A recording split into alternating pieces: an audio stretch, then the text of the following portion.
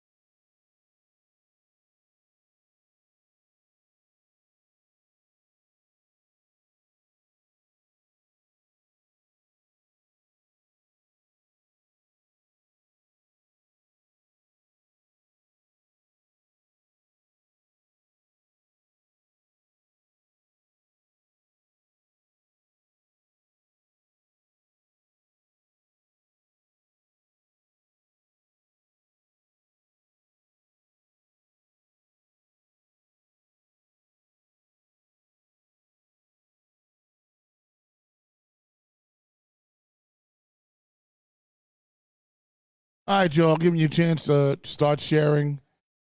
We're here, without a doubt. We're here, just to let you know that I'm here. It's 4 o'clock. Make sure you share. Waiting for the room. What's up, Maria? Maria, she says hello. What's going on? Good to see you. Carmen Keown's is in the building. Good to see you. Yes, indeed. So we're about to get it started. I'm going to hit the button in a minute. It's 4 o'clock. We're on time today. And we have a special guest today. And he gave me his card. Where's your card? Or maybe he's about to hand me the card. There you go. All right. That's right. Okay. And he's running for public advocate. Uh-huh. Rep my block. Represent your block. I love it. We need you to run. Repmyblock.nyc. We're going to chop it up in a minute. What's up, Kim Tyree? Cynthia Tibbs in the building. Let's go, y'all. Cynthia been hanging out with me all afternoon. That's always fun. Word. Kim Tyree, Carmen Keown's, Cynthia Tibbs. Occupy Nitro's in the building. One Nitro in the building. Let me tell you, man, it's heavy today. We got all the organizations popping into the building right now. I love seeing that. Home Isaac is in the building. Right? I mean, people are here. Ain't Justice for All here? Look at that. I'm loving cracking the mics now. Yeah, I mean, had there many people in the building? Justice for all coalition. Stand the man. Incredible. So, yo, I'm 60 seconds in. Gary Delamar's in the building. We see that. And it's time for me to get active, y'all. Here we go.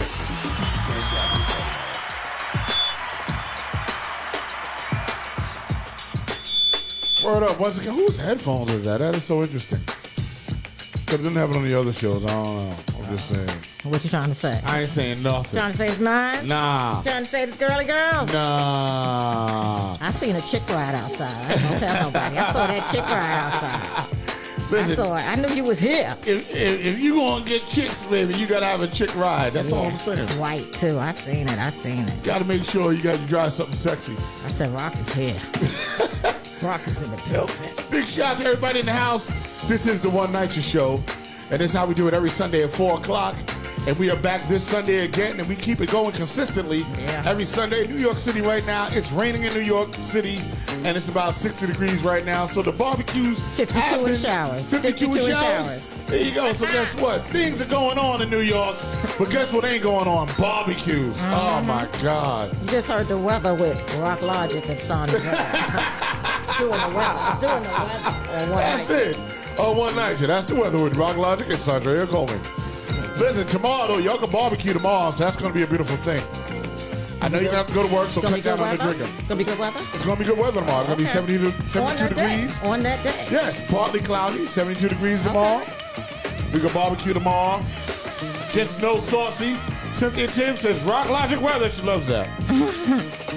All right, 1, 2, 3, and bang. Oops, hold on. There we go. All right, y'all, it's good to be doing the One Night Show once again. Hey, fam, tomorrow is my birthday. That means happy birthday to Kim Tyree. Tomorrow's your birthday? Happy birthday. Whose birthday? Yours? That's Kim. No, Kim Tyree. Happy birthday. What a birthday on Memorial Day. That's really dope. You know what I'm saying? And once again, big shout out to Kim. Happy birthday. I'm not going to ask you how old you're going to be because people find that rude, but I'm going to assume you're going to be older. So we'll leave it at that, right? How old are you going to be? Yeah, y'all in the chat room. Wish Kim Tyree happy birthday in the chat room. We support each other. Maria, what's going on? So this week was a big week. A lot of things went on with me, or I was observant of a lot of things if I didn't participate. Obviously, the Hip Hop Boulevard Awards was this week, and that was great. Where Ruben Diaz actually came, who is the Bronx borough president, and he received the award. Also on the other side of town, the Universal Hip Hop Museum actually broke ground for the museum. Mayor de Blasio was there. Right, I know we don't like Mayor de Blasio, but he did show up to the groundbreaking. That's his job. That's his job. He was there, among other people. LL Cool J was there. Slick Rick was there. Fat Joe was there. What borough? In the Bronx. Okay. Was the borough president there? Boogie down. Yeah, Ruben Diaz also showed up there too. So it was pretty nice. That's where I'm from. Yeah, everybody came and they had their shovels, and they, it was the first. They did the dig. That's big. So that's happening for real now, y'all. The Universal Hip Hop Museum is now a reality. It's been a reality for a long time, but now the full vision is about to happen. So that's what went on with me this week. So Saundrea, what happened with you?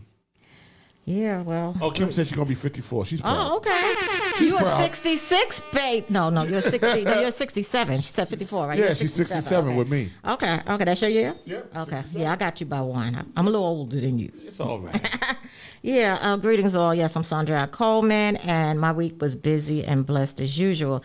Monday, I'm just going to say for the ladies, I had my annual mammogram, and that's very important, ladies, and my results came back, and they're fine. So get your girls checked, okay? Don't be shamed or whatever, because, early detection is the key. Yep. But I also will say I stopped wearing deodorant years ago for whatever reason, and that's how the Lord moves through me, just to stop. Like, I stopped reading horoscopes years ago, and, when I learned more studying the Word, that you ain't supposed to read it no way, and then I stopped using deodorant, and I guess that's a good thing as well. So, because I've heard about, men get breast cancer too. So, right. And certain deodorants can be a contributor.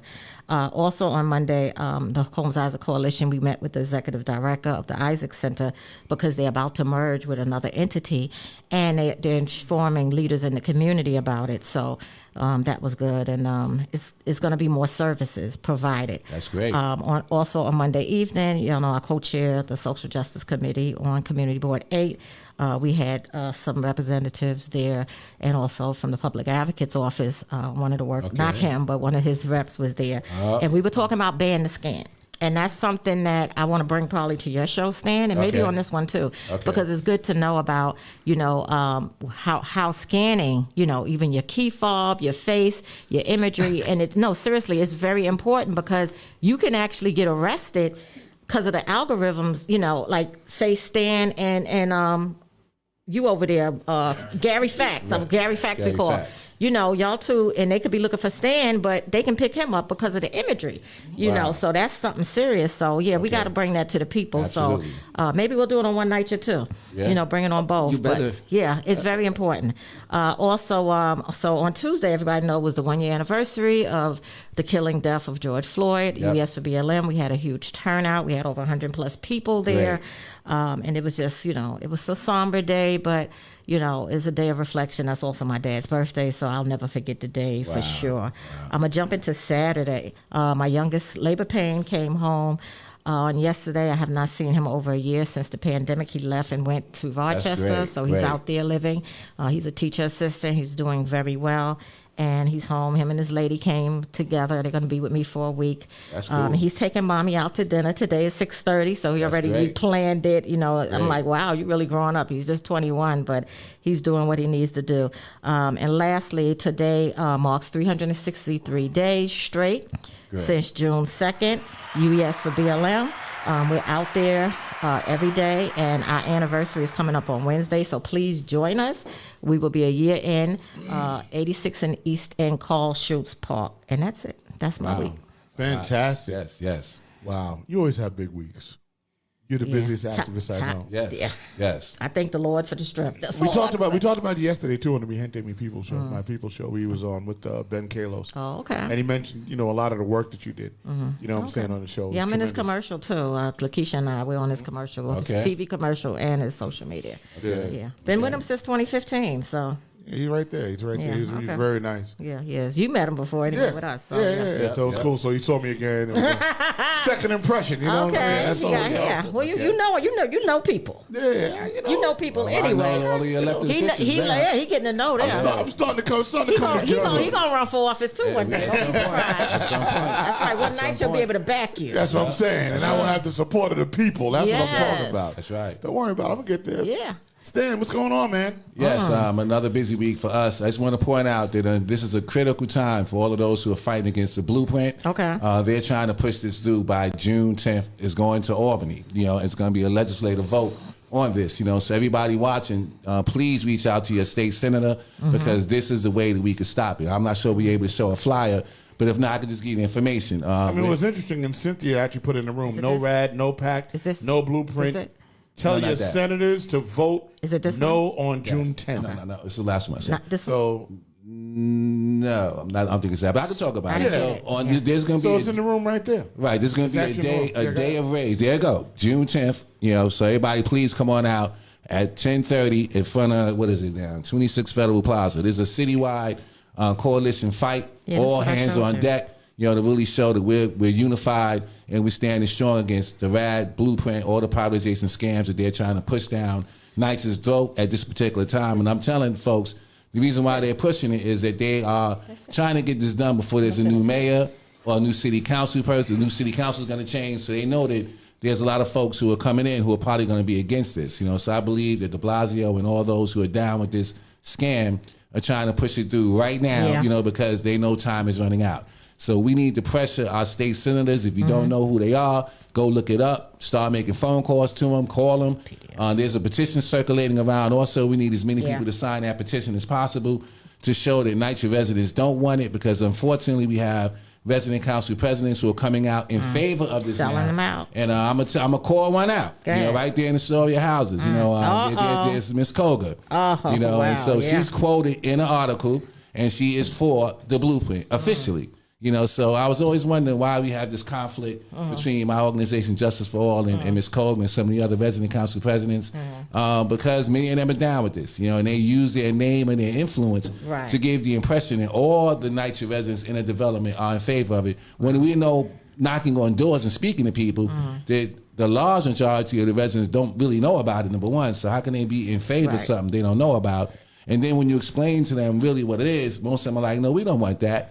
So to have these gatekeepers and folks who are speaking on behalf of a development and actually misrepresenting what that development wants, I think that's criminal. And we did discuss earlier in these shows that some of them are getting paid off. So I'm not gonna say whether she is receiving money, but we do absolutely know there are resident council presidents who are getting $20,000 to $25,000 to actually push this campaign of the blueprint down folks' throats. Well, I'm going to give a big shout out to Maria in the room. Criminal. She said, I just got the booklet, and she said, Garcia and Donovan are with the blueprint. Yes, they are. Donovan Richards, sellout. Cynthia says, Day of Rage is June 10th. Yes. This is serious. Let's show up in force and let the whole city know, the whole world know that we're not with it. We're not going to have them shove this criminal plan down our throat as though we are accepting it, and we're not going to accept it. So show up, show out, let folks know that we don't want it,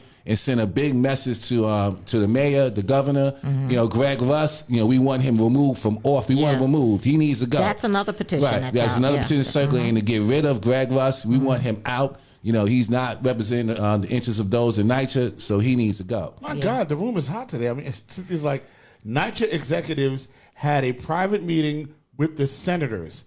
I have the transcript. Okay, well, then we need to expose it because the senators are the ones that's going to make the decision. So if those are people that we're putting in office to represent us, and many of them have NYCHA developments in their district that they represent, and if you go there and you sign for this and for this to go forward, then you have sold out your constituents, and you should be held accountable for that. And we need to know the vote of every person and what they said, so we could bring it to the public and let folks know what these folks are really doing. Right. Do they represent you or not? And we're going to find out because now the rubber meets the road right now. Right. And with your organizing, are you hearing people talking about the door knocking? Because NYCHA hired organizers. NYCHA now, I mean, I find it incredible. You cannot fix apartments. There's no money to do repairs.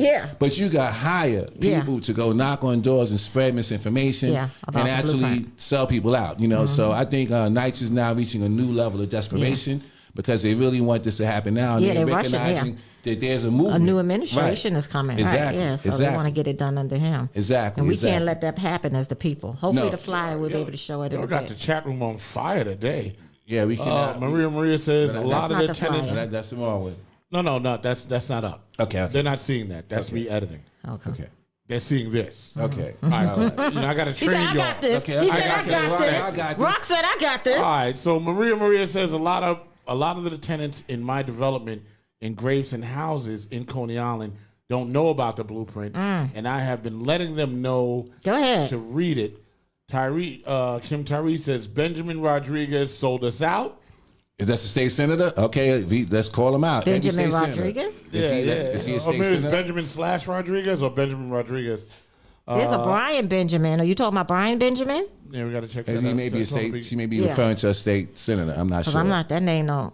Yeah. But we need to do our research to find out who it is, who is your state senator. Right. And over the next couple of weeks, we need to be calling them, bugging them. We have to find out because if she's talking about Brian Benjamin, which I believe she might be, he's running for controller. She said Brian Benjamin. He's running for controller, and at the end of the day, we got to stop all of these people that have went in they're fighting to privatize us, and we don't want it. Right. We can't have them in office. No, absolutely you know what I'm saying? Not. So, but and June 22nd is around the corner, and the early voting is happening. Right. But at the end of the day, we need to find these people out and start calling them out, and we got to get informed the NYCHA residents as well as the public because we have allies. You know what I'm saying? That's so right. you don't have to live in NYCHA to fight with us, That's right? Or fight correct. for us. That's right. Yeah. That's right. That's social justice, baby. So now's the time. If you want it to remain public. Right. Your voice has to be heard, because if those, again, who are speaking for your development are telling these folks something different.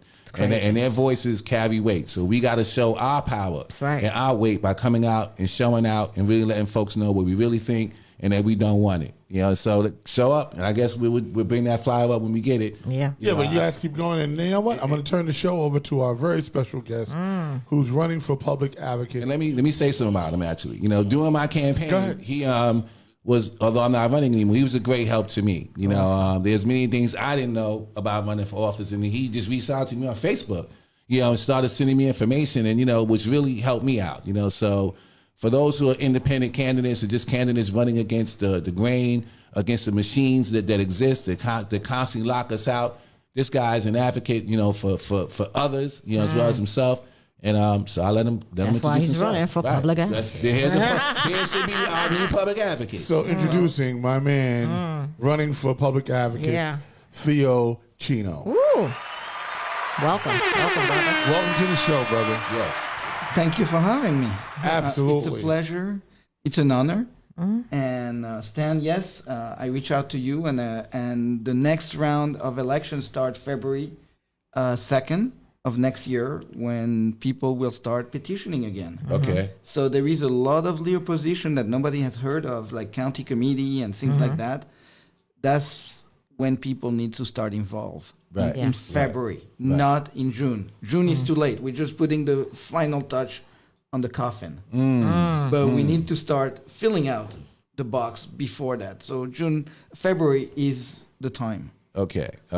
So now, what made you enter into the race for public advocate? So we know Jamani's out there, and there's also Tony Herbert. He's still running, yeah, right? Jamani. They both in it. So what makes you different from them, and why should folks vote for you instead of them?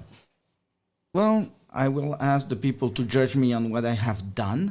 But the problem is, everything I have done it without people knowing what I have done. Right. So they don't know me. Right. And that's the big problem we have in election is people judge you on what you have done publicly. Right. And there is a million of people who have done a lot of things privately. Right. And suddenly they have the experience, but the media will say, oh, we don't know what you have done. You haven't raised money. So you're not a viable candidate because you didn't raise the money. So I couldn't raise $150,000. I don't have enough people that know me, and I want to represent the people who cannot afford $10 in the first place. Right. So if they cannot afford $10, how are they going to afford $175 for me to make matching fund? Right. And the people who can afford $175, I want to tax them to death so we can pay for the stuff at the bottom. So they're not going to give me money either. Right. I'm not their friend. Right. So I'm not going to sell out. So we trying to figure out a different way of doing it. And I'm running for public advocate by accident almost. Because I was working in getting Rep My Block known. Okay. And then when Eric Schneiderman basically resigned from his office. Former AG, right? Yes. Former AG. The Leticia James took over, opening the spot for public advocate in 2019. Okay. But the thing is, the campaign couldn't officially start until January 1st because she had to leave office for the office to start. Okay. So basically the press gave us, all the candidates, the benefit of the doubt. Okay. Because there was no money to be reported. So they couldn't say, oh, this guy raised money, or whatever. We were all equal. Right. And that's when Benjamin Yee ran. We had 19 candidates. How many candidates had we in 2019? I'm not sure, but so it was a lot. You the expert. Yeah, well, Like 25 or 26. Yeah, at what point 30? I don't know. There was a lot. And the thing is, I wanted to use that platform to show Rep My Block, and anyone could run if they wanted to run. Right. And that's basically how we started. And then I realized by studying, because you have to study a little bit, that I realized that the public advocate does a lot of things. Right. And they never used it. Like you were talking about stop the scan. Right. Ban the scan. I'm a computer engineer. Okay. I've been trying for 3 years to run an organization called the Privacy Advocate. And the Privacy Advocate was actually about that, talking about technology, facial recognition, and things like that. And for 3 years, we're trying to create a board similar at the rank guideline board, but for computer engineer. Right. And then I discovered reading the charter, the public advocate is the chair of the communication and information. Wow. And so I'm like, wait a minute, is that the body I'm trying to create? Right. And so that's how I got in. I'm saying, well, I should be public advocate just for that. I will get that office going again so we can talk about ban the scan technology. And one of the first things I wanted to pass back in 2019 was the Post Act. Right. But then the Post Act got passed. But I was talking about it during the campaign all the time, like the gang database, how the police uses it, and all that stuff. Yeah. And that's how I got in. And then I realized I hope Jumani would have reached out to me when he won. Right. So I saw the whole political process from the beginning. Right. And the first 10 candidates, they say, oh, these guys are viable. Suddenly they were the same person. Right. They were all talking about the same issue, 10 times. Different name, but the same issue. Right. And Jumani would walk into the room and you would see everybody like a star power. The whole room gets quiet, everything. Wow. And I'm like, there is a problem with politics. We need to really change it. And that's why I continue to run to this day. Now, I don't know. For my own self, I have not really heard clearly how Jumani feels about the blueprint of ad. I don't know if anyone else out there has heard, but I haven't heard it. Nor have I heard from Tony Herbert clearly, what their position is on blueprint of ad. So can you state for folks Or just simply privatization. privatization as well, period. right? So what is your view of it, and why is it happening? So my view, I've been, I don't know if you heard, the Trinity Church and a group of other nonprofit came together with the plan. And in there is a few pages on the RAD and the blueprint. And Jumani stamped that paper. And we were in front of Wall Street and Trinity Church every Sunday from 1 to 2 p.m. every week, trying to raise awareness on the issue that we need to get people who are living in all the subsidized housing, no matter what kind of subsidized housing, whether it's NYCHA, HDFC, HPD, all of us need to come together, because at the end of the day, the money of that privatization goes to a very few companies. Right. Wavecrest Management, MDG Design, and it's all funneled by nonprofit like UHAB, Riceboro, Phibbs House, where Diana Morales used to work, and a bunch of smaller nonprofit like Kloss Harlem. All these people take the money that HPD gives them, they go to the bank and they say, we're going to fix your house. The bathroom is bad. We're going to remodel. And all they're doing is they're using us to say, they're going to remodel the bathroom. Great, my bathroom has been leaking for so long. But remodeling the bathroom just require maybe $40 of fixing. Maybe caulking the sink, cleaning, all that stuff. Whatever it needs, we need to do. But the thing is, they come in and say, we're going to remanufacture everything. So $300 to take, $1,000 to take out the whole bathroom, another $1,000 to put a new bathroom. Wow. And MDG, Wavecrest, and all those guys they get 10% automatically. So 10% of $40, that's 40 cents. 10% of $4,000, that's much more. Just to let you know what's going on. Okay, very interesting. In the chat room, here's what you got. Renee Simmons, Jumani is proud to be part of Chelsea Working Group. Sell out. Cynthia Tibbs says, I asked Tony Herbert. He is against it, against privatization. Okay. And Jumani is a waste of time.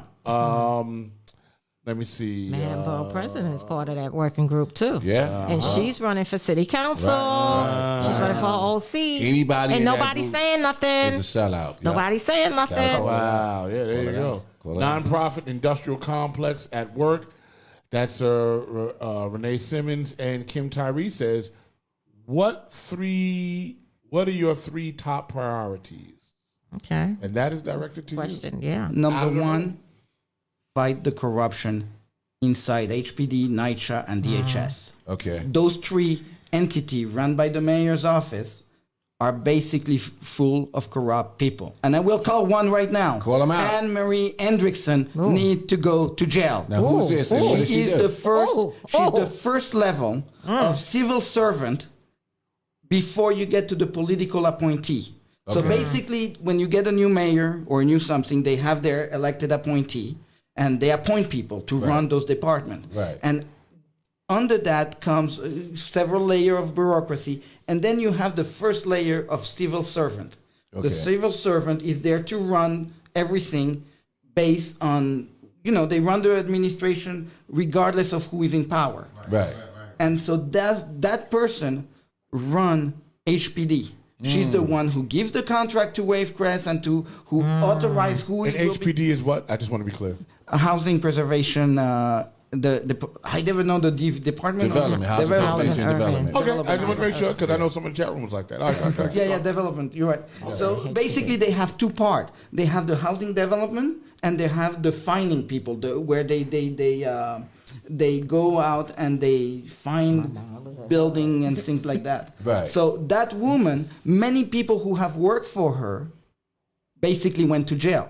You can look it up. It's on the New York Post. And these people, She still has a job? she has a job. She's like Teflon lady. Basically, the way it works that's how it happens. is she induced her worker to do something illegally without sending an email. Oh, give an apartment to this family, give that to this. And she roped them in little by little. And suddenly, at one point, they realize they're doing something bad. You did it. It's your email. Right, it's too late. And they go to jail. And so there is Ricky Cheverria, who's running in District 37, who's actually is a whistleblower who worked for her, and he went to the Department of Investigation, and everything got swept under the rug. Wow. And so you can You don't change. hear that with No, you don't hear. whistleblowers. You don't hear nothing. You hear whistleblower taking everything and everybody down. Right. So that's the problem. And the thing is, they're the same people doing the RAD and the blueprint. They're the same developer. So please describe that more clearly. The relationship between, I guess, HPD and NYCHA and the corruption. And there's a question in the chat room. Cynthia says, so who has Kalos and Levine? So, Levine is my personal councilman, and I'm tired of Levine. Okay. I have gone to the problem is I live in an HDFC building. Basically, in the 70s, they tried to burn it, and the problem is they couldn't. So we still live there, but the landlord disappeared. And the city goes, we're going to give the building to the tenant. So they go and they do the whole HDFC conversion. We've been in that HDFC conversion for 20 years. 20 years. Every 6 months, it's going to take 6 months. So he started with one councilman, then he was Councilman Jackson, then he was Councilman Levine, and now we're going for a new councilman, and we need to figure it out. And you still haven't been converted yet. We haven't been converted. In 20 years. In 20 years. Wow. Madness. So this is what I'm married to a doctor, for crying out loud. Okay. We have the money to fix our apartment. But no, we can't because we're in AGFC. We have to follow the rule of the city. My kitchen sink is broken. And I haven't, in 6 months, and they string us along like that for 20 years right now. Wow. So you can't fix your own apartment with your own money? We can't. It's not legal. Wow. Because we're not the landlord. So we're not the owner. But the story is that's when are you going to fix that? I realized counting at the money of our building, we're like, where the money is going? You got a loan for $20 million to fix our building. Where is the money going? And until recently, I never realized where it went because I didn't pay attention. I was on the tenant association board. I was doing all the stuff you're supposed to do, but I never literally look at where every penny went. Yeah. And that's when I realized, and when I started realizing and calling it out, why do we have 6 buckets of paint? Where did you paint? You charging us here in the book 6 buckets of paint. Where did you paint? What apartment? What? They couldn't sell. The paint wasn't for us. It was for someone else, somewhere else. Right. What? Wow. And that's basically... So they brought the paint, but they ain't use it for the intended Somebody use. took it, use it for themselves, you're trying to say. Is that what you're saying? Or whatever. Yes, it is. Yeah. And when I started questioning hard, they went, oh no, you're crazy. You don't know what you're talking about. You don't. And they started pushing me and bad-mouthing it that the only solution left in the fight was to run for public office. Wow. And I'm still crazy because they say I am. You got activated. Right. Oh yeah. I'm still at awe that people went to jail.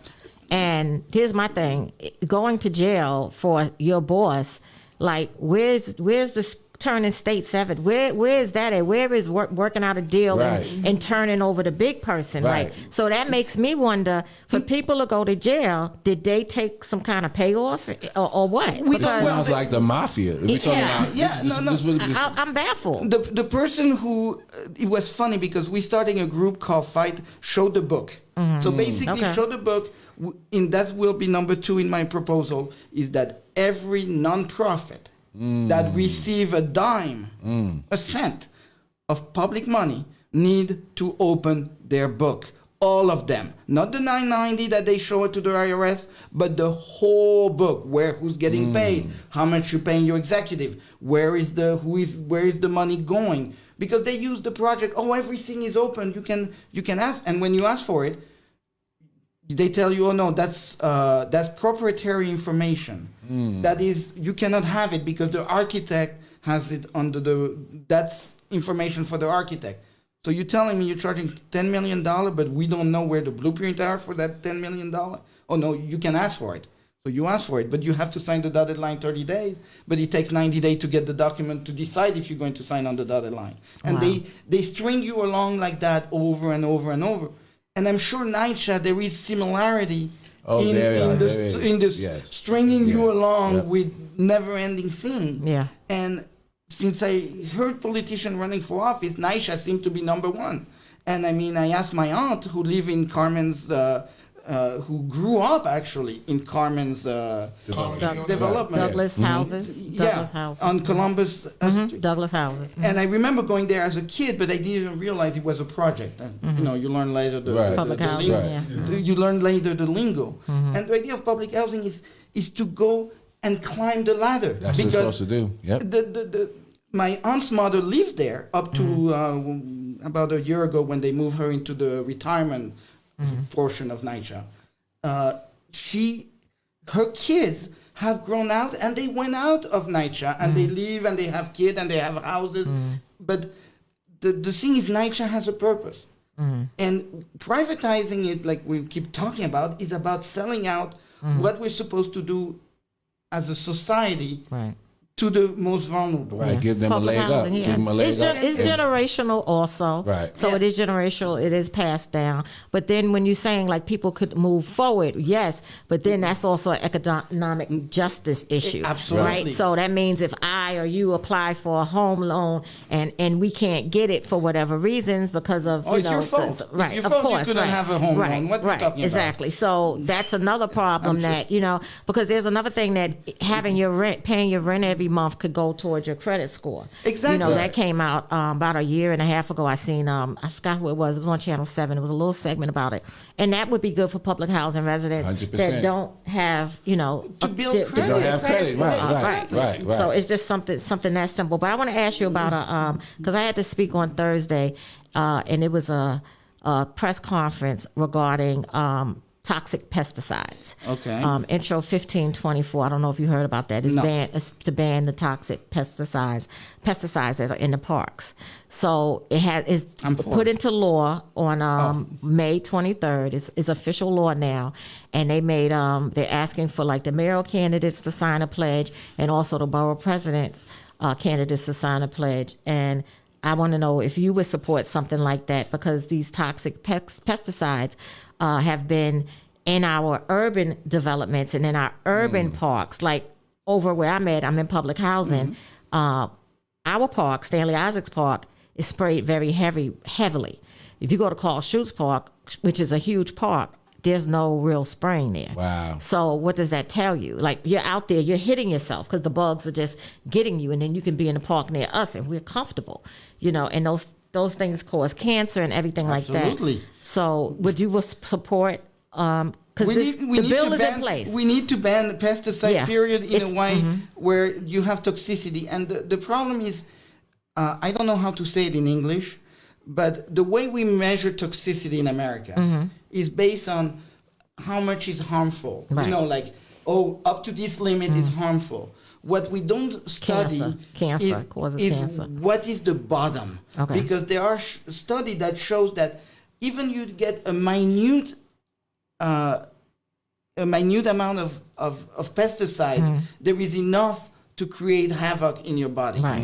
And we don't talk about that because we don't want to talk. Nobody wants to talk about the bottom of the toxicity. So yes, anything that has to do, we need to find natural way to fight the. So if I can get the form, I'm gonna email it to you. You can sign it and send it back to the people that's running I'll it. read I it. think that'll I'll be read good. it and I'll send it to Because that's all them. they called for. They didn't call for the other candidates. They should have been calling for all candidates. Right. Even our public advocate candidates. So so I'm gonna make sure you get on that roll. No, pesticide is Monsanto and all that stuff. It's another group of people that are corrupt to the roof. Right. And it's scary because it's scary. Tomorrow they'll come knocking on my door, right? It's scary because, you're looking at the kids that it can impact, but what about you and your lover out in the park, just hanging out, and all this stuff, all these toxicities on your skin and in your body, and the underlying conditions that it has caused, and you don't know where it came from, but it came from these pesticides. Absolutely. That they have sprayed in Black and brown communities very heavy, because at the end of the day, they do not give a damn. Exactly. That's what it's about. Yeah. Because Carl Schurz Park is on the Upper East Side, and that's more Caucasian Upscale, people, sure. right? Say and it they like don't it is. spray it. They don't. You've been there. They don't spray it heavy. Right. So the thing is, as a public advocate, what I will call for is equality. Basically, equality of mean that if one side has it, we have to figure out how to give it to everybody. Right. Well, in a good way. Right. Yeah. What I'm noticing now, there's more homeless people out here on the street, sleeping on the street. We kind of going back into an era, where that used to be the norm. We're seeing it more now. So what's your position on the homeless industry? Where folks are going in hotels, and hotels are getting paid enormous amounts of money, and yet we're still seeing people on the street. 6,000. Let me tell you, in the group I work with, showthebook.org, basically we have who's homeless. We work, when we were protesting in front of Wall Street, we work with the homeless as well. He was homeless, and he was asking the simple question: give me the damn $3,500 you're paying to the shelter, and I'll go rent myself something in a right here. That's a mortgage. I mean, but that's Plus, They could be in a home. Yeah, they all can be in a home. To give them the $3,500, because he showed. I have his receipt. Ridiculous. He says there the city's spending $3,500 on him, $3,500 on his nephew. Wow. That's $6,000. They could get a luxury apartment between the two. They could be in a home. And They could be in a house. They could be paying the mortgage for That's that. right. And so Ben Callos, can't make this up. We were talking about Ben Callos and Mark Levine. They know exactly what's going on. Ben Callos wrote about it. It's in one of his newsletter. Okay. But the My thing is council member. Yeah. But Okay. the problem is they don't. Either they're alone into the fight, so they start to like, oh, I'm not going to fight, or they are literally like Mark Levine, who do not want to talk about it. He runs away from me when I go see him, because his office is literally 2 blocks away from my building. So we went to his building to explain our situation of the whole thing about the thing and all that, where the money went and all that. He has done nothing. Wow. So I'm calling him out. Do not vote for Mark Levine for borough president. Wow. Ben Callos, it's a little bit different because we have worked with him, and one I have person. to. Yeah. But one person, he came out in front of a club, my Democratic club for freedom, and he said, Okay. I was right. He told the president in front of everything, and I don't have a recording, where he's like, I'm right. Everything I'm saying is right, but only 7 people heard it. Wow. Yeah, Ben Kalos is the District 5. He's our council member, and he's done a lot of work. He stood with us. I've been fighting against privatization since 2015. He's been there. Cynthia has been out there with us at some events we had. Outside Carmen as well has stood with us, and we go way back, just fighting, so we needed that support. But, Ben is a solid guy, But he need the help around him. We need to give him the tool to be able to do the right thing. And he actually goes out of his district too and does some work, So I am in his television and social media video, because I do support him, But I know Mark Levine also has a heavy following, Yeah, I wrote down who's going to win. I'm going to show y'all later. I wrote down. I'm going to show y'all off the record. And we're going to see if I'm right. But I already visioned who's going to win. I'm not going to put it out there. But I appreciate you bringing a lot of inside information on some of these elected officials that maybe a lot of us are not aware of and don't know. And so that's great that you're playing a role bigger than even running for public advocate, because you're exposing things outside of that scope, which is great. Yeah. But I'm not, the thing is, I'm not alone. I have people even Carmen who's over there.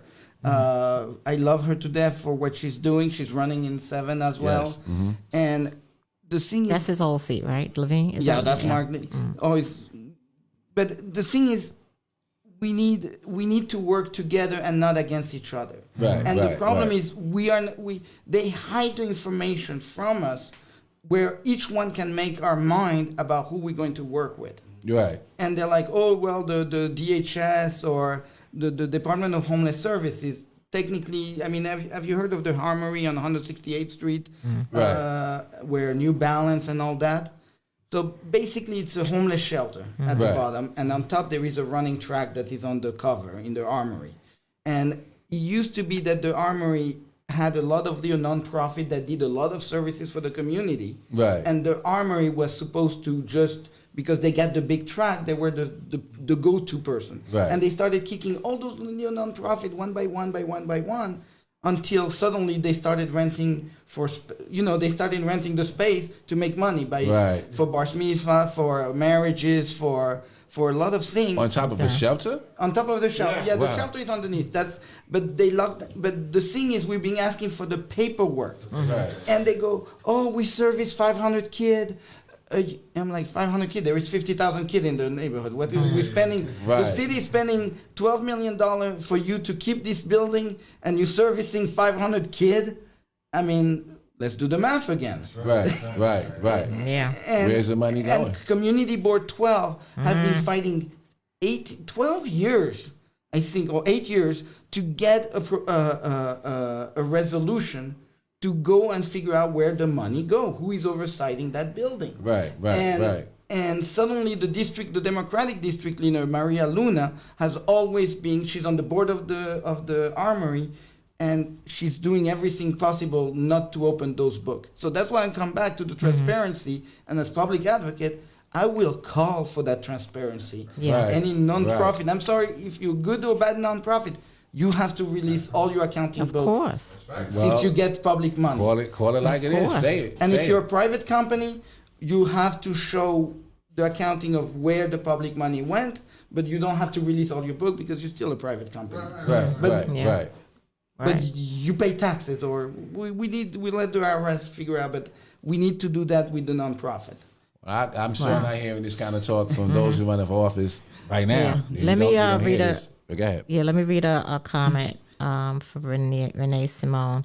Forensic accountant in NYCHA, legal aid. Don't let them resign and keep their pensions. Yeah. Well, there has to be real accountability, because the kind of corruption that we're talking That's about true. is pervasive, and it just goes on, and then people walk away and like nothing's happening, and we get stuck as the public suffering, and that's not fair. People should go to jail. And they put a new person on top of it. Oh, let's replace it, and they start doing the same thing over and over. Right.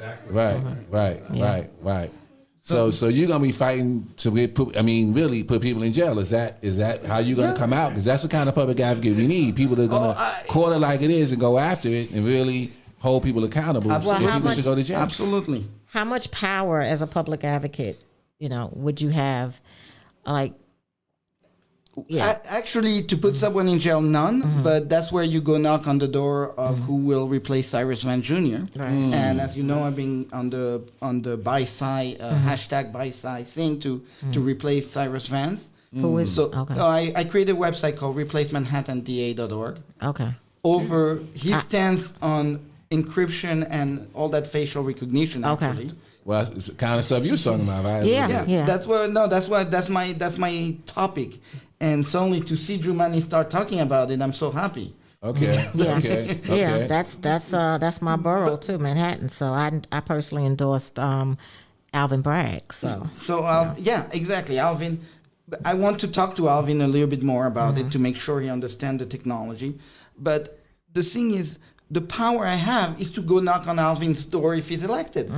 yeah. He's actually saying, "Come here, let's look at the number here." Right. And we need to figure out, and as public advocate, I want to set up an intake method using the 311 system Okay. to bring the complaint, but to make sure we don't drop those complaints. Right. I used to work for Time Warner Cable, the worst company in New York City. Okay. Spectrum. My I job. Spectrum. They horrible. Yes. Oh, they were good from 2009 to 2011. Right. That's when I was in charge of that thing. Okay. So okay. the thing is, the problem was logistic. When you call Time Warner, they would say, "Oh, we have this problem," and they would go to the customer service. They would click on a few buttons. Did you see your cable bot reboot? And they say, "Oh no, we didn't see." And then the customer service couldn't do anything else, so they would blame the customer, saying, "You don't know how to reboot your box." Yeah, but meanwhile, they didn't understand that behind there were a lot of little computers going in, and one of those computers kind of broke down and stopped the flow of information. But the thing is, it's a little bit more complicated, so the box would never reboot. And things like that. So I work into streamlining the problem at Time Warner, going after every little problem like that, looking at how can we help customer based on problem, and is that one customer has 1,000 customers with the exact same problem, which was usually the case. So I worked little tirelessly at Time Warner fixing problem like that. So I see the public advocate kind of the same way. It's like customer service. Do we have a customer service line? Yes, we do. It's called 311. Call 311, they give you a ticket, but the problem is what happened next. You should, Would you model the deputy advocates that Jamani has? All of these deputy advocates, like. Who you talk to much more than you ever talk to him. But yeah. Would you have that as well, or? I will try to, with the money we have, because I don't know what the budget look like and how to separate, I would work into having the community, the deputy as close as to the community. Okay. And one thing I said is I want to hire Jumani. I mean, you want him to work for me. The reason for that I ain't mad at you. is I'm not mad at Jumani. No. The thing is he has become a politician the way politicians have become. And I would just say, I remember when he first ran, he made a promise and said he would not be a politician. He would always be an activist. And from my vantage point, that's not what I've seen. But go ahead. But well, he's a very good activist. But he goes out, he gets the TV, he gets a lot of press.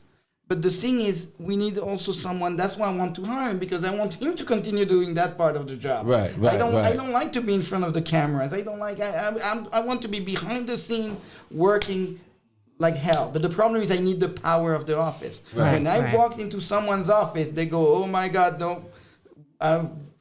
I better fix it before he comes back. Right. That's how I want people to think about me when they see me. Right. Is really that I will do the job. But I also want to train, in a way, Jumani into thinking how to be. You say train him. Yes. Because that's big. That's big. Because the You thing say is, you want to train him. Theo Chino going in. I'm going to have to end because. You gonna get trained. Chase. You gonna train. Hold on. He called himself a socialist. He called himself a socialist. Okay, let's call it. Wow. I am a socialist. Right. I've been a socialist in France. And you would know a socialist. I know, and I recognize a socialist Right. Wow. because I've been a socialist since 2004, but I was a communist in 1986 in France. Okay. So I know the difference between one and the other. And I have gone, my political spectrum has moved as I grow older. You learn. Right, and you change. Right. And the thing is, when Jumani goes with Frank Sedio and goes with DSA at the same time, and he thinks we can make I can please everybody, I'm sorry. No. Frank Sedio is on the right. Right. DSA is on the left. You cannot please anyone. And so you have to Jumani make out of a DSA? choice. Did he come out of DSA? No, he didn't. Oh, but He's an opportunist that saw when AOC got elected. Wow. He went with her and went to see her. And I will call it out. Because They be courting. They be courting. Yeah.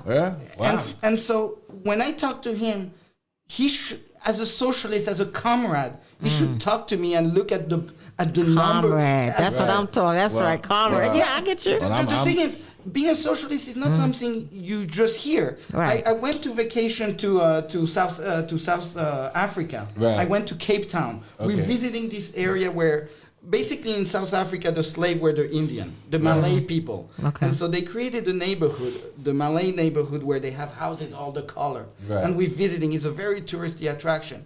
We're walking around. The guide goes, "Oh yes, and we have the problem of gentrification." problem of development, overdevelopment. The city council want to do this. And I'm like, wait, did they just walk into New York again? Right, sounds the same thing. Right. And then I start going around and asking who is doing the lawsuit in city council in Cape Town. And finally I walk into the house of the guy, and he goes, oh, well, this is an ANC house. This is an ANC house. Okay. And I go, comrade. Suddenly I see his wife, my wife, they start rolling their eyes because they knew we were going to be there for a long time talking about being comrades. Okay. And he knew Mandela. The guy knew Mandela when back in the days. That's how socialism is old, and it ties us and binds us all together. And Jumani discovered socialism 2 years ago with AOC. So he doesn't have Calling him out. Talking about it. The 140 years of Damn, of Theo! I'll call it out, and that's it. I called it out. Wow. Jesus. Well, you know what? This what you get. He had the invite a long time ago. Right. I've been on two of his. I've been on two of his events, his panels. We've been in contact with Evie and Dancella, and communicating. And I forgot the guy that's part of did a presentation with CBA from Band to Skin that just talked a lot. But anyway, one of his deputy public advocates. But at the end of the day, hey. He should have been here. He's been invited. So now we hearing the other side from Theo Chino. I'm glad you came. Tell him.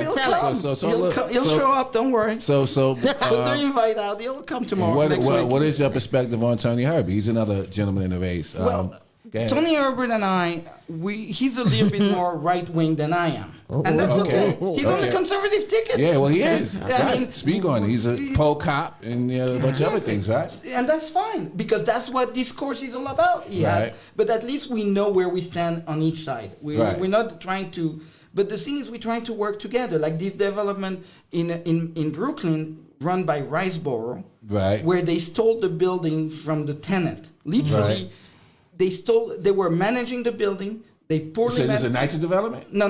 It's an HGFC. Okay. But it's ran, basically, there are people of color, brown and black, who own the building. Okay. And the city said, you need to have someone to manage it for you. Right. And so you go to a managing company, Riceboro. Riceboro forgot to pay the tax. So the city say, oh, we're going to put you on the tax lien now.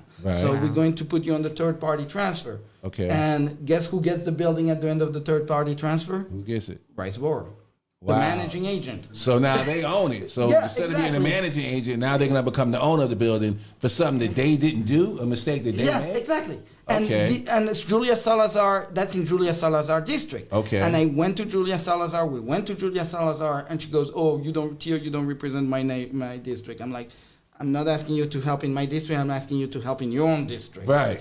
And this is where that's why Ricky Cheverria is running in District 37. Right. That whistleblower from HPD. So that's what we're talking. And that's when I realized RAD and Blueprint and our fight with HDFC is all the same. It's all the same. But the thing is, they keep us separate because, you're ran by NYCHA administration. We are ran by HPD. Therefore, we're not the same. But you're saying it's a lot of the same people involved in both, right? That's what you're saying. The devil's in the detail. Exactly.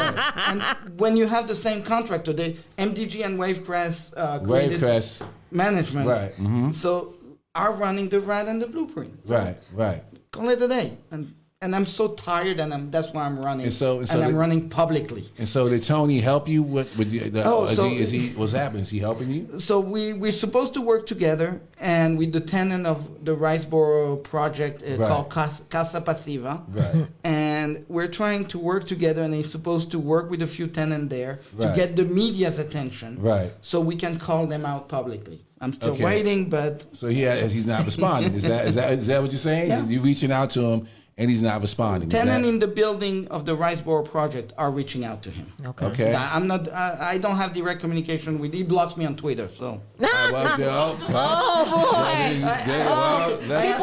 bought the sandbox in the day. So I want you to keep us abreast, even after the show. Of what happens. Does he respond? Call Tony and ask him. I'll tell the tenant to come because the thing is, being public advocate is having a loud mouth, but also to make sure that one thing I want the public advocate to have is to have subpoena power. Right. And the thing is, we talk about it, but oh no, the city council doesn't want it. Of course the city council doesn't want it.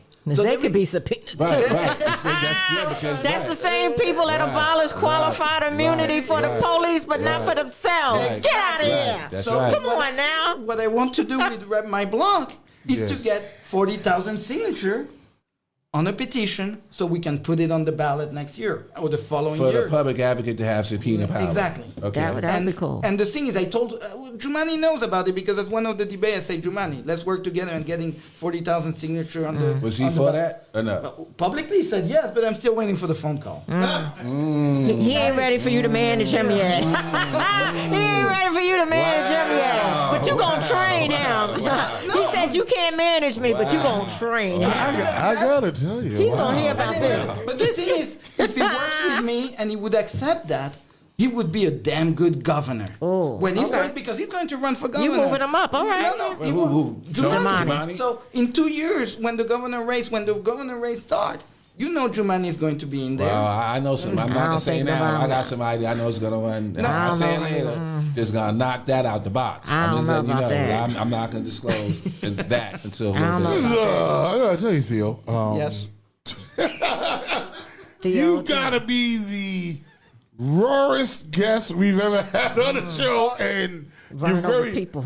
Listen, you're very blunt and straightforward, and you're like, listen, I'm just gonna call it out for what it is. Yep. You know what I'm saying? And I appreciate the non-political answers.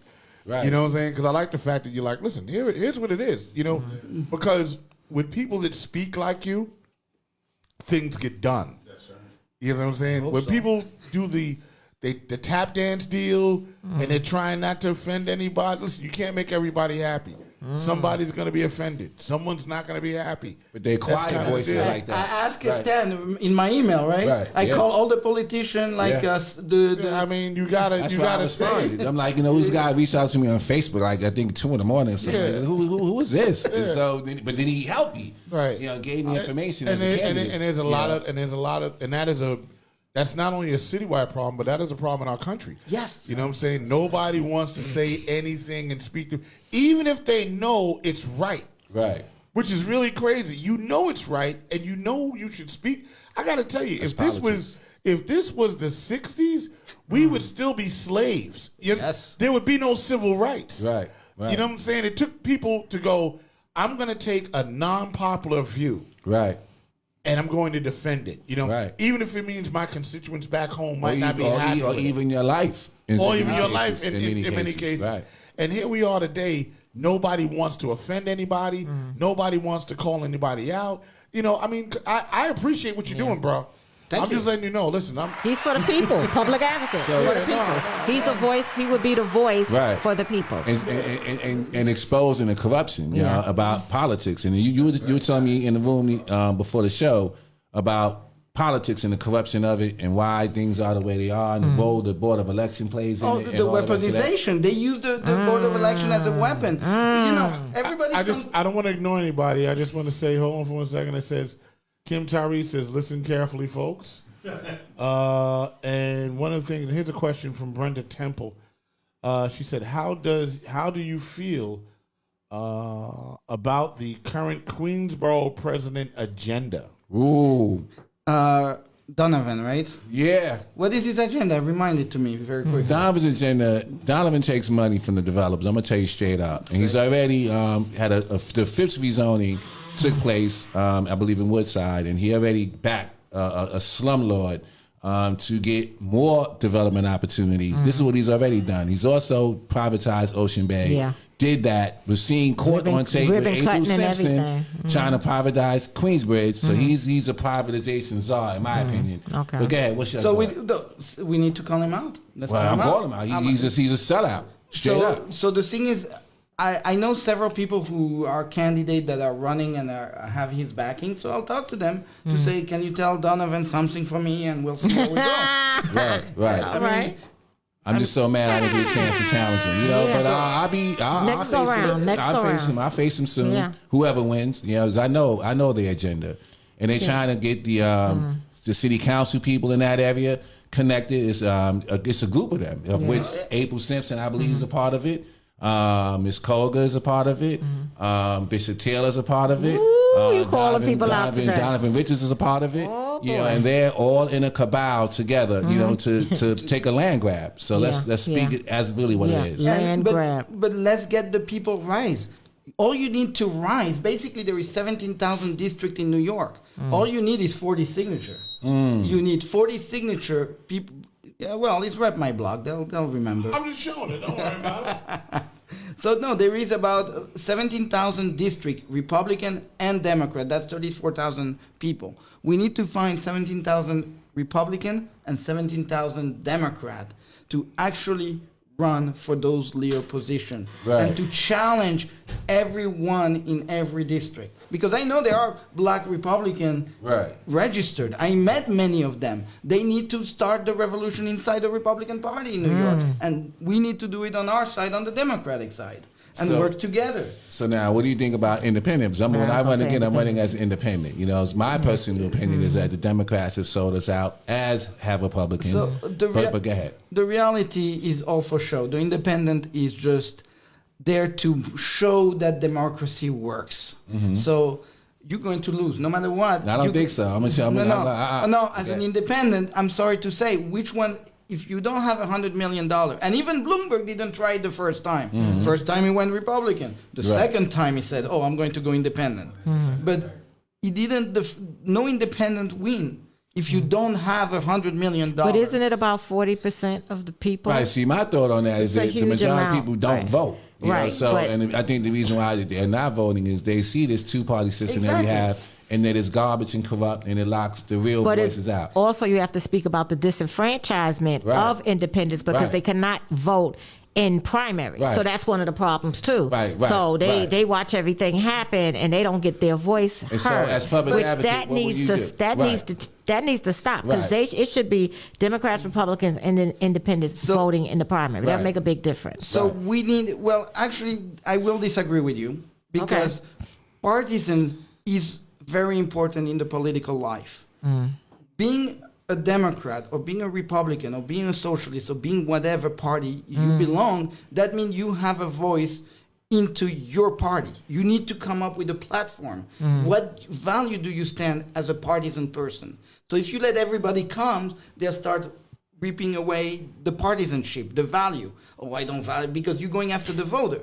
So but I have to push back because there are the independents are out there and they can't vote, right? They can't vote. They vote but they in the general to decide to remain independent. They have to make the choice to become partisan, become a Democrat. Nope. No. I gotta disagree with you. But then I know a lot of independents. I agree. No, I'm not done yet. That's one problem of the partisanship. The second problem is the rule of the game is organized by the Democrat and the Republican.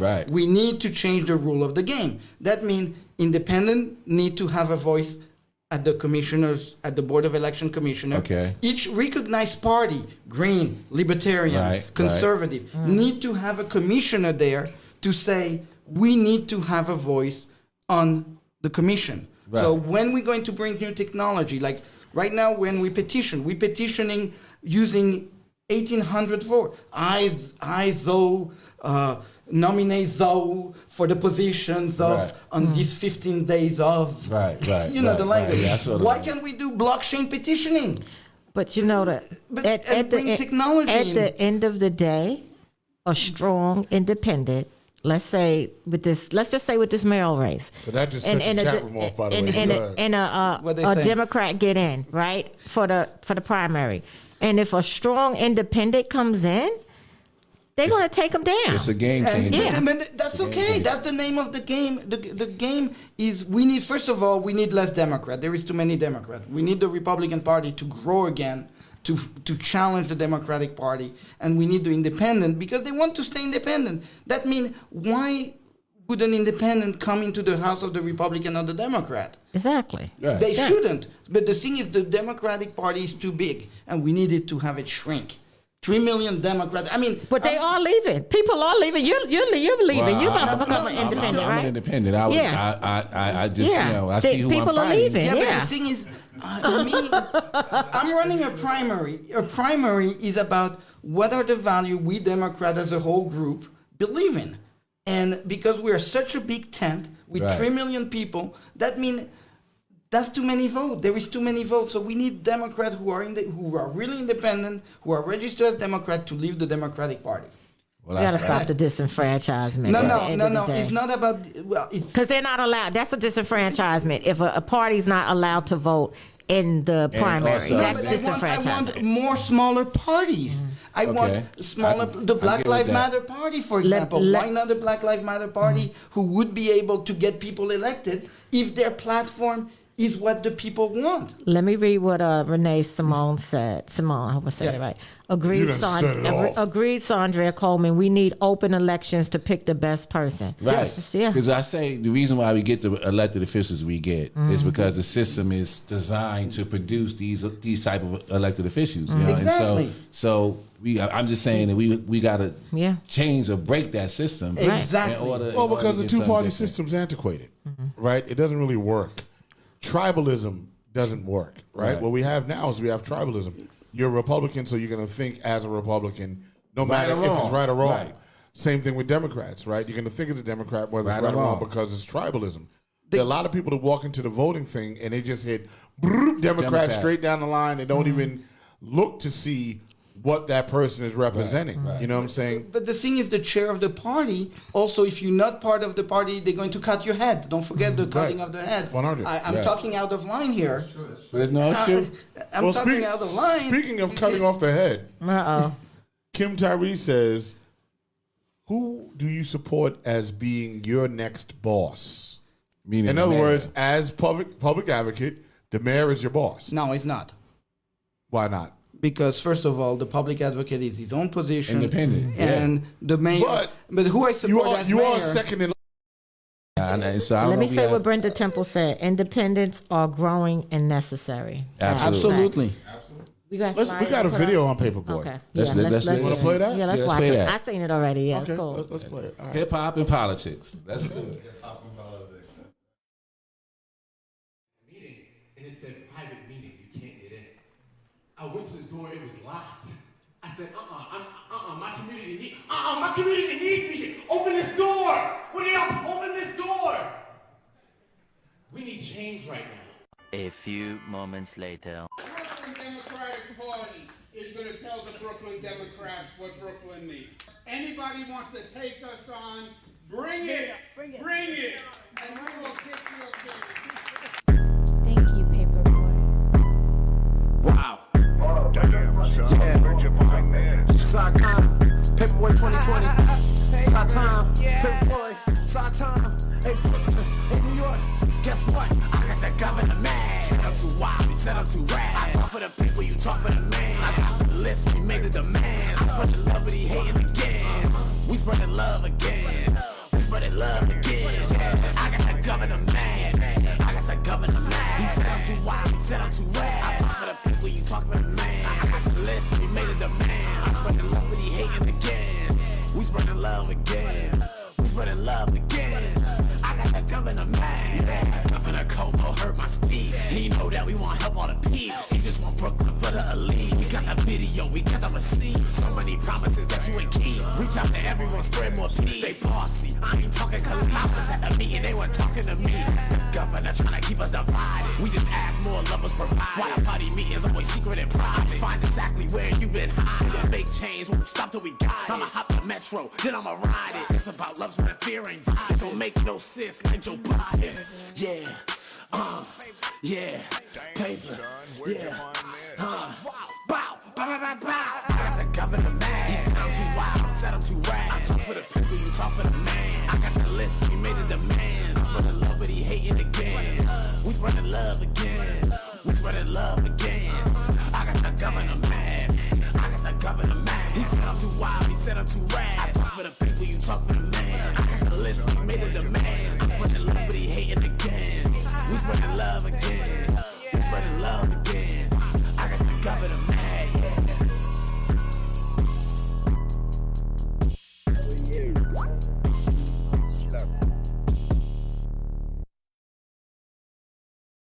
Okay.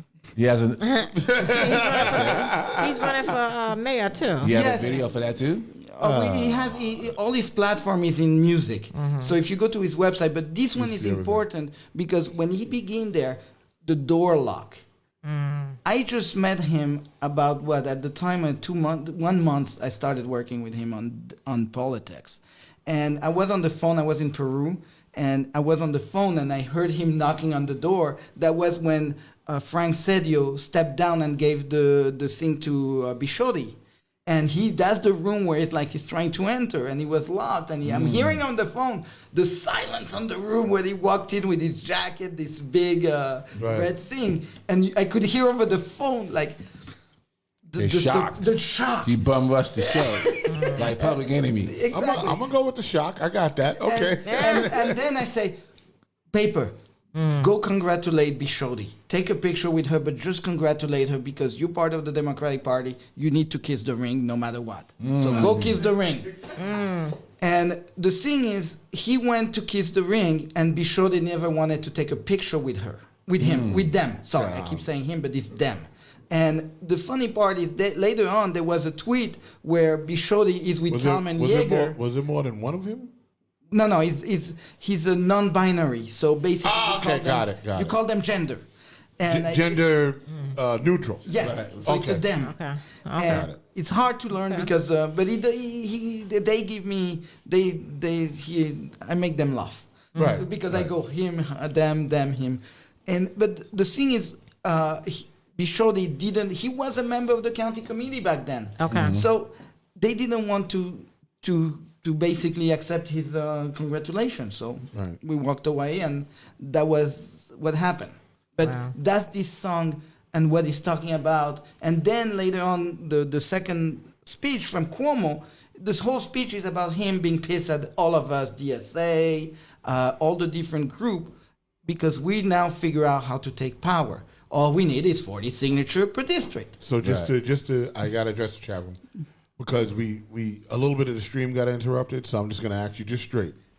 So for mayor Yes. to be your boss, you're supporting Paperboy. Yeah, and I will kick his ass as public advocate to make sure he does what he's supposed to do. Okay, listen, Okay, alrighty then. I just wanted to know because in the chat room they didn't hear the answer, and I just want to be clear. Yes, he's supporting Paperboy. Flyer for the event. Oh, we, for the 10th. You got that? I got to play a couple of things, couple of commercials, Okay. thing. So let me see. I got a flyer I got to put up. Oh, So go ahead, read that because that's happening. Yeah, this is again. So once again, for everybody, any organizer, anyone living in NYCHA, whether you live in NYCHA or not, if you care about public housing, then show up on June 10th at 10:30 at 26 Federal Plaza. Easy to get there. It's accessible by all trains to get there and show up because we have a low turnout. Then what people are going to say is, you know what, the blueprint is just going to go through. There's not enough support against it. And it's going to just get rammed down our throat. So if we don't want that to happen, then we need to definitely show our force, our power, our unity, all coalitions, no matter who you are, Justice for All, Holmes Isaac, just everyone out there, come show up, support, and just and show our unity and show the power of the NYCHA residents and those who support NYCHA residents. And I just want to say, guys, that if the blueprint happens, and you didn't show up, then it's your fault. That's right. You know what I'm saying? Like you have to, if you want to be heard, you have to be there and you have to stand up and be counted. A lot of times, we sit at home, we just go whatever's whatever. Mm-hmm. But what I've learned in my lifetime is inaction, which is no action, can create a real bad reaction. Absolutely. Absolutely. Very well said. Something that you don't want to happen because you decided to sit at home. So I'm urging all of you that are out there on June 10th. Absolutely. You need to get your butts down there to fight against you being put out of your home. Yeah. You know what I'm saying? Don't wait for the moving van to pull up and then you want to fight. Right. Because now it's too late. And sign the petition. And we have that on our page. We can put it up again. There's a petition to get rid of Greg Russ as well. Gotta go. Yeah. Right. Let's We're get trying rid to of do him. that. Let me put that up, the whole Greg Russ thing. Hold on. I have that right here. Let me just Well, let's talk about. You got that up? Oh wait. There's another one? You Got that right now? Oh, it should have been just that. No, you can show that because I wanted to say that. Talk about that real quick. Is it Okay. showing? Sure. Is it, okay.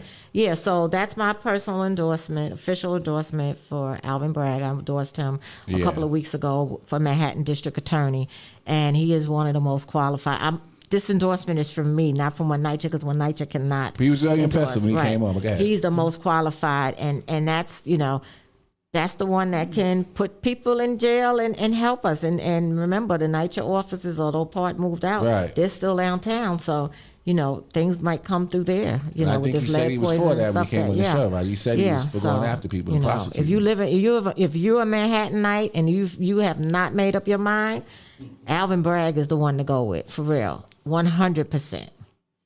And there's something about the office he has. Remember, we were talking about scanning the bot. Right. His office will inherit the biggest cyber lab in the United States. Yeah. Wow. That's basically everything that wants to go into your computer, all that, he's going to be whoever wins that election. Yeah. But the office has and Trump.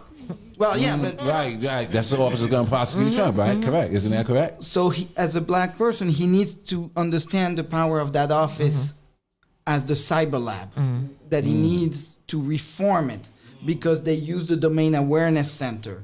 They use, nobody realized that all these little camera we see where it says NYPD, basically those are high definition camera that are looked up from the domain awareness center, and all they have to do is just type this address from, I want to see the video from 5 days ago from 12:30 to 12:35, and boom, they can look at it.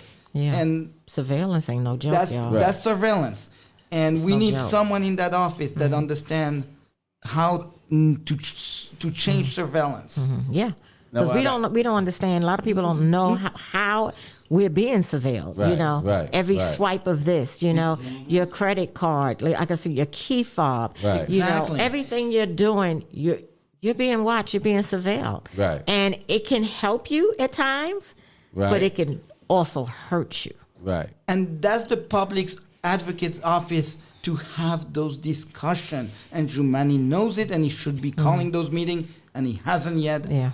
Because I would be the first one to show up at that. They meeting. are working with the band to scan and surveillance. I think he's been relatively ineffective as public advocate. Relatively, that's, You know what I'm saying? that's being kind. And I being just kind. What you say now? Say it again, Rob. I said that's I being think- kind. I think he's been, ineffective as public advocate, to the point that you would think that he actually works for De Blasio. You know what I'm saying? Like, Although he criticized him a lot, but at the end of the day, yeah, but Criticize is easy. but yeah, Worst listen, landlord list. anybody can criticize, but that doesn't mean you get things done. right, You know what I'm saying? There's lip service and then there's actual service. right. And Right. I haven't, and I challenge him. I'm like, come on the show. Like, let's see your record, right? Let's see your record for what you have done as public advocate. He proposed 147. But Jamani knows, he knows Saundrea and I. Yeah, His office does. He ain't coming on the show. what's the benefit? How have you benefited the people? You know what I'm saying? I mean, if you want to talk to the people are here. Yes. They're here on this show. They're here on this platform. You know what I'm saying? This is the One Night show, which is damn near a One Night network, damn near, really. You know what I'm saying? And we have the platform. And I really would welcome him to come onto the show, whether it's through Zoom, which I've had him on another show for Zoom, right? Or him actually coming to the studio and And Tony actually Herbert addressing as well, us. right? Let's give them both the opportunity. Right, Let's- like coming in and let's talk that stuff. Well, you know what? June 22nd is around the corner, so Yeah. and we're kind of booked. So it is what it is. People had opportunities. So We can also maybe say, now let me ask you before we close. Defund the police, and crime is going up and everything else. So what is your position on defund the police? We need to take the money out of the NYPD and move it into other services. Okay. some funding, right? Some funding? What do you? What? Is the thing is is it all Right. funding? Or we No, not all the funding. Yeah, we need 'cause the people, they police. gotta we get need, paid, right. We need the police. I mean, the police need There's to police be there. administrative aides. There's senior because I come from that agency. I'm retired, but But it's not everybody got to get a salary. But it's not about defunding. It's about demilitarizing the police, removing their guns and their little toys and everything they use. They get like a tank. Why do we need tank? I mean, Defund, disband, and disarm. Well, disband. Well, disband and mean you could remodel. Yeah, you it's could remodel. Right. We need to remodel. Right. And that's what Paperboy talks. He talks about the law of police. And we need to think about how to change the mind of the people, where people do good deed, we should recognize that instead of recognizing the bad deed. And we need to, but he says it in another way. I say it very straight. He goes, we need to have NYCHA, mansion NYCHA. And that's how we need NYCHA for mansion, because people who grow, if a NYCHA development looks like a prison, whether NYCHA looks like this, the school looks the same, prison, your hallways. At least you think it's a hotel. Yeah. I mean, they give you food and they tell you to go to bed at 7, and that's not the way we need to look at it. Public. I mean, in Chicago, I saw when you made me think about that NYCHA as mansion. I looked at those public. Project in Chicago, and they had like nice roof, nice everything. I'm like, that's what he meant by NYCHA in mansion. Right. I'm like, now I understand. And so defund the police is people don't understand the meaning. You have to explain it if you're going to call that. You have to make it plain for people. But if you're white, black, or Latino, you have a different experience with the police. Exactly. And I mean, me as my paper at gunpoint when I was 18. That was normal. I mean, in my district, in front of my building, the cop pull a gun, show me paper license and registration, and I'm like, wow, you're used to that. Yeah, and they have their discretion too. You know, and somebody's shoplifting. Like, do you really like the person is okay? What they still pay for it? You see officers, different states and stuff, just buying somebody because they're hungry. Right. You can't criminalize the poor people, poverty-stricken people. But I would also say about disarming is very important for our police agencies, not just New York, but just disarming and keeping a SWAT unit, a special unit, because at the end of the day, it does work. Without, there's been studies, right? That with no weapons, right? And they use the car as a weapon too. So hey, why not have a specialized unit like the SWAT or something if they have to come out? Because at the end of the day, they respond after the crime has occurred. Right. Exactly. I got a question for you now against my nemesis Donovan. Are you familiar with what he did to weaken the chokehold ban of cops? Are you familiar with that? When that passed the city council, he sort of weakened it along with Mayor de Blasio. Are you familiar with that? Can you speak to that? We need to change how we do policing and force. So the chokehold is a very simple method for them to kind of get the person into submission, right? Because you're blocking their air, you're going to. So then Donovan weakened it, but get. No, he has weakened it. You telling me? Yeah, that's what I read. In my opinion, that's what I read when he was in city council. There was a push by the police to get some of that language sort of softened, so to speak. They did. And he agreed when he was a city council member. Along with Mayor de Blasio, and they sort of caved into the police union, from my understanding of what happened. We need to change how we do policing. The chokehold is, again, a little Band-Aid here and there. We need to reform the whole thing. That shouldn't be done anyway. Well, no, it shouldn't be done. I mean, at all. You go back to the Anthony Baez case in the Bronx, playing football. Yeah. Nobody should be dying, right. And you putting people to sleep. Right. You can put them to sleep forever. Right. And people have learned that technique, even on the street. But it's dangerous. Oh, no, it is totally dangerous and shouldn't be used. We need to rethink policing. And we need to rethink training, because 3 weeks of training is not enough to become a police officer. We need to rethink the whole thing, because the thing is racist. And Pat Lynch needs to go. Oh, definitely. 100%. And as a public advocate, I will organize, I will help organize the union to create an election that is fair. And because when I talk to cops, I go, why you vote for Pat Lynch? And they go, I didn't vote for him, but... ain't nobody else to vote for. Nobody wants to run from. I come from that agency. The thing is rigged. They say the election is rigged. So well, look at the demographics of the department. And look at the face of the board. Right. Well, gang, it is definitely time to punch out. Yes. Okay. How long did we go today? We went over. We did about an hour and 20. Because somebody's fire. We're about an hour and 20, which is dope. And I mean, the chat room was just so lit. You know what I'm saying? I mean, Cynthia says And Gary Facts. there is no public housing in Chicago. You know, police need to be from the community. Brenda Temple says 911 Mental Health Advocacy Committee needs to be formed. So Brenda also said, stop popping and shining. What has he really been doing to affect change? And I think she was talking about Germani on that one. So listen, I want to thank you guys for tuning in again to the One Night Show. Yes, thank you. You guys This is hot. really been supportive and have been instrumental in making this platform successful and viable.